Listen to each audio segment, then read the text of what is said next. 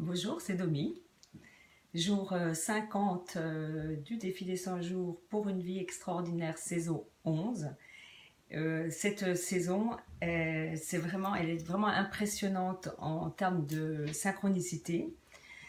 Il m'arrive des choses assez lourdes à supporter, mais dont je me rends compte que je suis assez ancrée, voire très très ancrée pour des cas bien précis. Donc, depuis le début de cette saison, il m'arrive des choses assez costauds, donc, dont la dernière fois que j'ai parlé sur mon dernier bilan, j'avais eu une somme astronomique concernant la réparation de ma voiture et dont j'ai accepté les coûts parce que en fait c'est devenu une espèce de synchronicité aidante et qui m'a épargné certainement quelque chose de grave. Et là, la semaine dernière, j'ai essuyé aussi un autre truc un peu lourd à porter. Là, je me suis rendu compte que j'étais extrêmement ancrée. C'est-à-dire que j'ai été piratée, mon compte bancaire a été piraté j'ai eu une dépense de 1500 euros, 1498 euros sur mon compte. Et je me suis rendu compte qu'en fait, c'est arrivé, certes, mais j'ai agi de manière pertinente. J'ai été très factuelle, j'ai été très procédure. Donc, j'ai fait tout ce qu'il fallait faire concernant ce piratage. C'était une épreuve pour moi, mais en fait, elle a été assez simple à résoudre. Et quoi qu'il se passe, quoi qu'il en soit, je laisse la banque faire et j'accepte ce qui s'est passé. Ce qui m'a titillé, c'est quand même le montant. Le montant est extrêmement proche de celui de ma facture de la voiture auquel ça m'avait déstabilisé un peu. Et après, où j'ai compris pourquoi j'en étais là. Donc du coup, comme j'ai compris que les deux montants étaient assez reliés, je me suis dit, bah, tiens, ça c'est clair, j'ai mon libre arbitre à montrer où j'en suis quoi dans mon chemin. Et donc j'ai fait toutes les démarches très très rapidement et je suis restée absolument neutre. Donc le problème est en train de se résoudre et j'ai totalement confiance. Et quoi qu'il se passe, eh bien, c'est que je dois passer par là. Donc, c'est ça que je retiens par rapport au travail que je fais.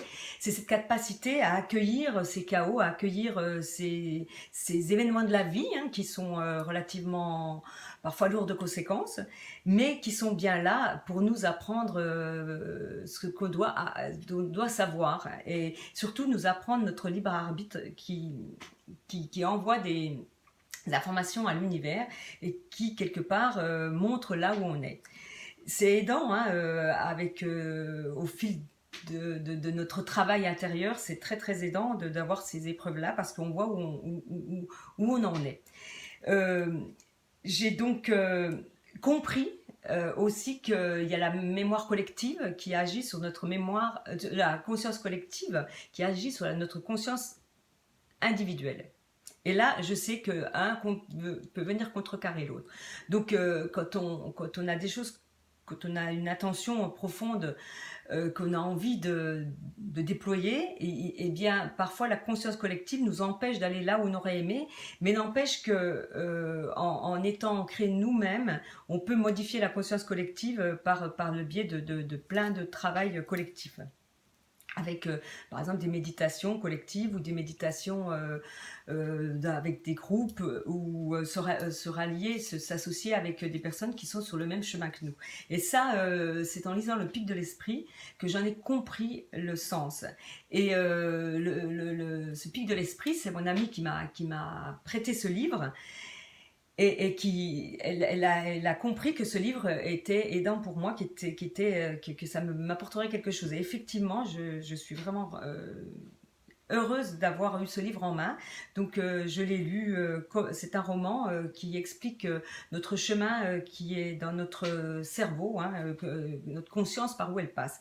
Et j'ai adoré ce livre parce qu'il m'a extrêmement bien parlé. Il est complexe, mais franchement, j'ai eu l'impression de lire ce que Joe Dispenza nous apprend à faire en méditation. Et là, j'ai eu comme une cartographie précise du cheminement de ce qui se passe dans mon cerveau.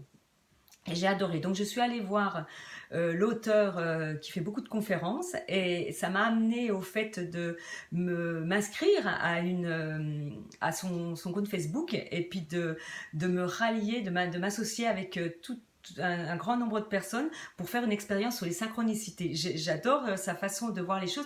Lui, il est très théorique, hein, il est très scientifique. Il apporte le côté très raisonnable, très expliqué de ce qui se passe parfois, les synchronicités et tout ça. Donc, ça m'aide beaucoup à comprendre.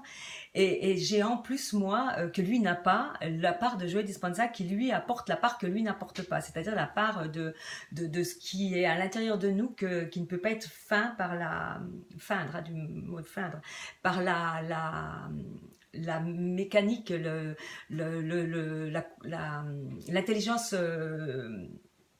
L'intelligence artificielle. L'intelligence artificielle, elle fonctionne en collectif, mais elle ne fonctionne pas pour certaines choses parce qu'il y a la part de l'humain où il y a l'amour inconditionnel qui est à l'intérieur. Et donc, c'est ce que je pense que ça ne se feint pas, ça se vit. Et donc, cet auteur explique bien que lui n'arrive pas à démontrer ce côté parce qu'il n'arrive pas à lâcher prise. Il sait comment ce que c'est de lâcher prise, mais il ne sait pas le faire lui-même. Et donc, j'ai trouvé énorme ce qu'il disait cet homme par rapport à ce que Joe Dispenza lui fait. Donc on dirait que les deux parties s'intègrent l'une dans l'autre. Donc j'apprends énormément en continuant mon travail, donc mes recherches par rapport à cet homme hein, qui a écrit pas mal de livres. Donc je fouine, je vais un peu sur son compte Facebook, également aussi sur ses conférences. Je m'en regarde une régulièrement. Elles sont assez longues, mais elles sont très très pertinentes. C'est un homme qui a énormément d'ego. Mais il le dit lui-même, énormément d'ego. Et je pense que c'est une partie d'ego. Notre ego, souvent comme il est développé, eh ben, on est vers telle ou telle personne. Joe Dispenza, lui, il a un ego beaucoup plus humble, beaucoup plus bas. Et je pense que moi, en ayant assez développé, voire très développé, que j'arrive à rabaisser, hein, à remettre à un niveau plus bas, plus humble, mais je sais qu'il est là. Donc je ne le voile pas, je l'accueille, je l'accepte. Donc ayant cet ego démesuré, ça ne m'étonne pas que j'arrive à comprendre ce que cet homme ou ces physiciens, ces auteurs, ces professionnels qui apprennent de la vie, ce qu'il y a dans notre tête, hein, qui essaye de comprendre ce qui se passe et qu'est-ce qu'est la vie. Donc, ça ne m'étonne pas que j'arrive bien à comprendre ce qu'ils veulent dire. Ça vient de qui on est à l'intérieur. Et une chose qui m'est arrivée aussi parce que là je suis au 50e jour et c'est pertinent hein, parce que il est lourd ce défi est lourd de compréhension, lourd d'événements qui m'arrivent et qui n'est pas anodin. Hier, j'ai eu une personne que je n'avais pas vue depuis des années maintenant. C'est mon ancienne chef que j'avais à Montpellier. Honnêtement, cette femme, ça a été ma chef, mais ça a été vraiment la personne qui m'a aidée à évoluer. J'adore cette femme et j'avais perdu ses coordonnées, elle aussi, parce que les téléphones, des fois, ils perdent les coordonnées parce qu'on change et puis on n'a pas à sauvegarder, tout ça. Donc elle m'envoie un message. Dominique, j'ai retrouvé ton numéro avec mon très vieux Nokia, et puis comme je n'ai jamais changé, elle a pu m'envoyer un message parce qu'elle m'a appris le décès d'un homme, d'un de nos directeurs de Montpellier. Donc elle était très choquée, elle me dit Dominique, est-ce que tu as des nouvelles? Et c'est là que je lui ai appris que je n'étais plus à Montpellier mais que j'étais à Marseille. Donc elle m'a appris, cette personne, qu'elle était paralysée à 79%, elle m'a dit. Et cette femme était une très belle femme. Elle a 70 ans aujourd'hui. C'est une très belle femme, très vive. J'ai adoré cette femme. Pour moi, c'était quelqu'un qui m'a, c'est quelqu'un qui m'a beaucoup appris et très très rigoureuse cette femme. En général, elle n'était pas aimée parce qu'elle était trop rigoureuse et puis elle était trop carrée. Mais moi, je me suis régalée de travailler avec elle. On m'avait dit, ah, si tu vas travailler avec elle, tu verras, c'est une femme qui est exubérante et tout. Je me suis régalée pendant des années avec elle. J'ai adoré. En plus, elle s'appelait comme moi. Elle avait le même nom de famille que moi. Et on s'est dit, on avait les mêmes yeux bleus. On s'est dit, vraiment, on a un lien toutes les deux. Et on a construit notre part professionnelle pendant 10 ans, toutes les deux, parce que personne... elle n'avait pas d'amis, rien, parce qu'elle avait tellement une capacité professionnelle importante que elle était exigeante avec ses agents et ils ne l'aimaient pas, mais sauf qu'ils n'ont jamais compris ces personnes elle les a toujours soutenues derrière. Elle était dure avec ses agents devant, mais derrière, qu'est-ce qu'elle les soutenait? Ils ne savent pas, ces gens, qu'elle a agi pour eux, pour leur bien, et moi je l'ai vu. Donc du coup, cette femme, elle a quelque chose. Et là aujourd'hui, elle est handicapée. Elle est handicapée parce qu'elle a eu une erreur médicale. Et donc, du coup, je me dis, mais pourquoi cette femme, elle est là aujourd'hui en face de moi? Et bien maintenant, je crois que je sais. Donc, du coup, je vais l'amener doucement à rencontrer le docteur Joey Dispenza parce que je pense que c'est une femme très, très intelligente. Je pense qu'elle va comprendre qu'elle peut peut-être se sauver de redevenir ce qui elle était en travaillant sur elle-même. Donc du coup, c'est pas anodin que cette femme m'ait recontactée des années après. Je crois que ça fait 5 ou 6 ans. C'est quand même beaucoup, hein, bien 5 ans. Donc du coup, elle ne sait plus rien de moi, moi je ne sais plus rien d'elle, mais là elle me dit, mais je suis heureuse que la mort de cet homme nous ait rapprochés. Alors donc du coup, elle me dit, ben voilà, c'est un bien. Certes, cet homme est décédé, mais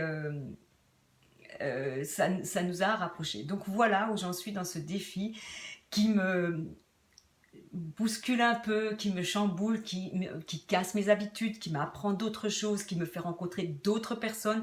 J'ai eu aussi à Paris la rencontre, c'est mon ami qui m'a prêté le pic de l'esprit, m'a fait rencontrer quelqu'un qui va certainement avoir un impact sur ma vie de demain. Donc vraiment, vraiment, vraiment, ce défi est bien posé.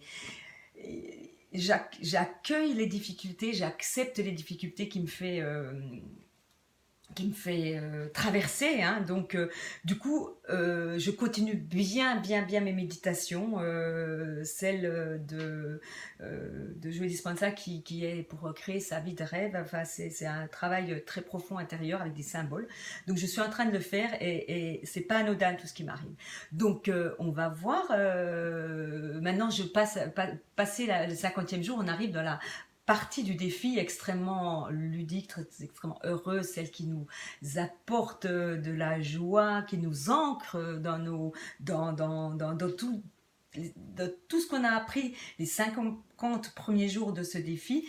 Donc je vais dans la partie, je saute dans la partie très agréable de ce défi. Voilà, je vous dis donc à très bientôt pour un prochain bilan.